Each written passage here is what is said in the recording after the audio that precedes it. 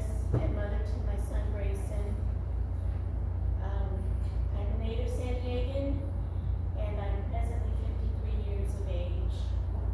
I enjoy writing, dancing, and many types of music and movies. Before my heart event, I was a hardworking wife and mother.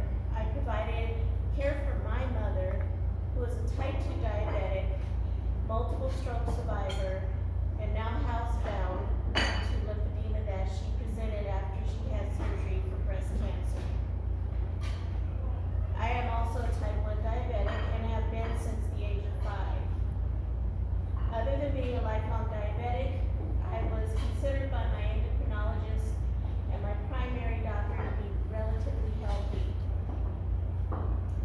My husband and I learned that we would be expecting Grayson on the day that I was to have a total hysterectomy, and I suppose I've been blessed with many miracles. My heart event was another one. January 21st, 2020 was the day that I died. I was a 49-year-old mother and under tremendous stress. I was so worn out from an abusive work history, family stress, and fighting diabetes that my body lashed out. I finished a day of working at my new job that I had started less than 2 months prior. I picked up Grayson from school, got us home, and completed our nightly routine. As the evening went on, I felt a pressure in my chest. And I didn't have a very healthy meal that night, so I assumed it was that I was experiencing heartburn. I took more antacids than I normally would for the gas that I thought that I had. When it was time for bed, I sat up, not wanting to try and sleep with what I thought was a stomach issue. Chris came home later and joined Grayson and me in bed. I finally tried to lay down to sleep, but I jumped out of bed a short while later with nausea, which quickly turned into vomiting. My first instinct was to check my blood sugars. They were elevated, but not high enough to suggest diabetic ketoacidosis. Chris and I knew that even though my symptoms weren't DKA, that something was wrong, and I needed to let him take me to the emergency room. I was admitted right away and taken to a treatment room. Tests were taken, and I was given morphine for my pain. By this time, I couldn't walk under my own power, and I was screaming from the pain. The first EKG I had was normal. The ER doctor ran a second EKG since my pain was only increasing. He ran into my treatment room to tell me that I was having a heart attack. I didn't really have time to process what he said.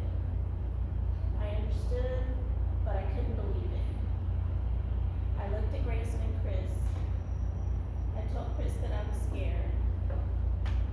Blackness closed around my sight as I died. My husband shared the following events with me. My eyes rolled into the back of my head, and my face contorted while I fell backwards. Chris ushered Grayson out of the room as the other ER staff ran back in to treat my cardiac arrest. I was revived and stabilized. It was only a few minutes later that I had another cardiac arrest. The ER staff brought me back to life once more, only for it to happen a third time. Dr. Amy got Chris's approval to perform my life-saving surgery after he saw Grayson. He thought of his own son and became determined to save the life of this boy's mother. I was later told that Dr. Amy used the Impella pump device during my surgery, allowing my heart to rest, and put 2 stents in my arteries. It may have continued to be used while I was in post-op recovery as well. The details during this time weren't told to me right away because there was so much trauma, mentally and emotionally. My progress was not very good at all.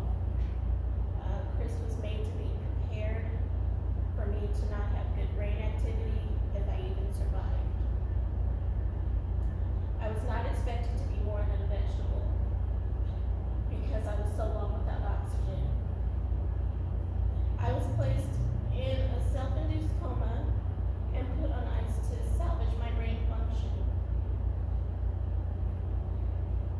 this period, I had an outer body experience.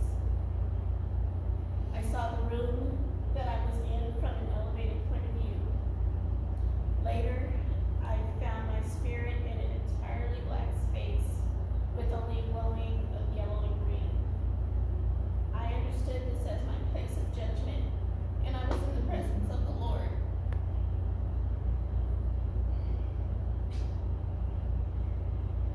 I knew that I was dying, and if it was my time, then I was ready to go. I heard the name of my son, and I thought of how I wanted to see and help him grow up. The glowing light conveyed to me that I was to go back, but I didn't know how. I tried to move forward, but I was unable. I could move backwards, shimmying down a very tight, opaque space. I saw images and heard voices that were later confirmed as authentic. I saw items from a gift shop.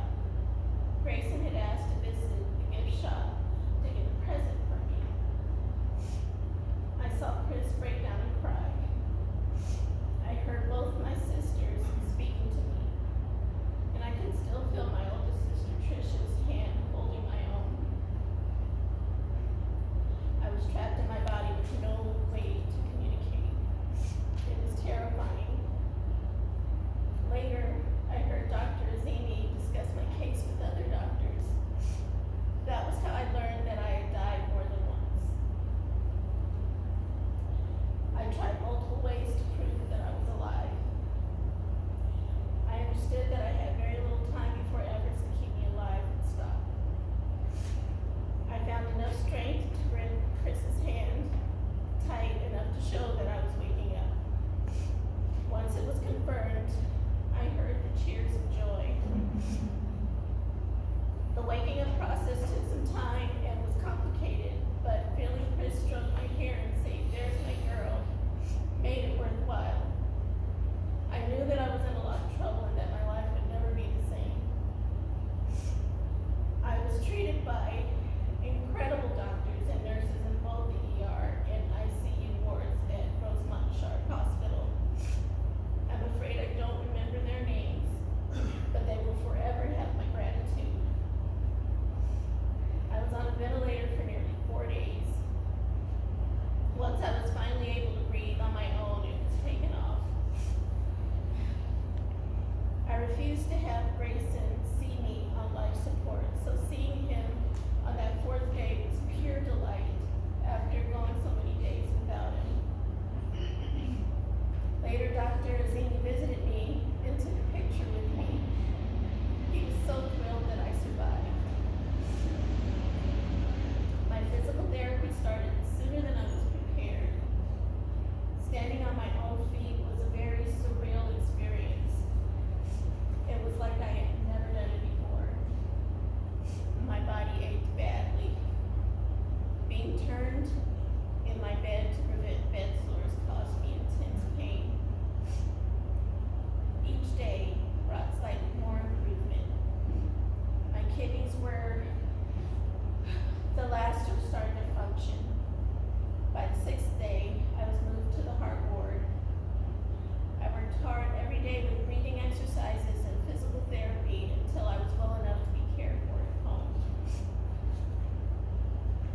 COVID-19 delayed my cardiac rehab for several months, but I finally finished. In the months that followed, I started a YouTube channel to document my experience. Dr. Azimi put me in touch with Sharp's PR department, which led to several interviews and being introduced to the San Diego American Heart Association when I was asked to become a heart ambassador. I decided to use my skills as a writer and wrote my autobiography titled Reset. My heart stopped, but I didn't. I share my story to show just how easily heart disease can disrupt a person's life. I hope that sharing my experience helps survivors and their families cope